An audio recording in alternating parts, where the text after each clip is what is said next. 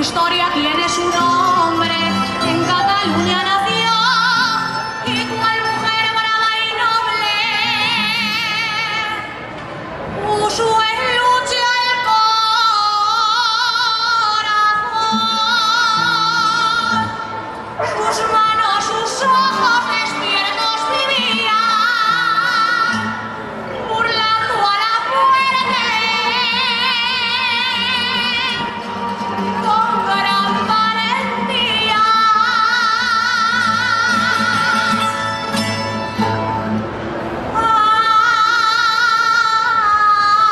Agustina la adoro y te venera, porque admira tu heroísmo a la bandera.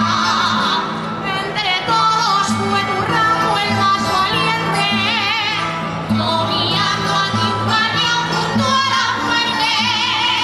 Tú supiste detenerlos con arranque de león fiero, hasta hacer retroceder Cobarde al extranjero.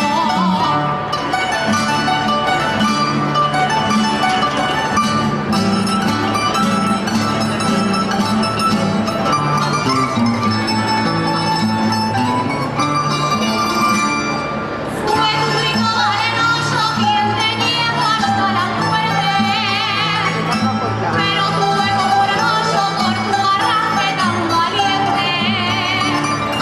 No habrá quien manche tu nombre, ni quien deje de soñar, siempre que el mundo te nombre.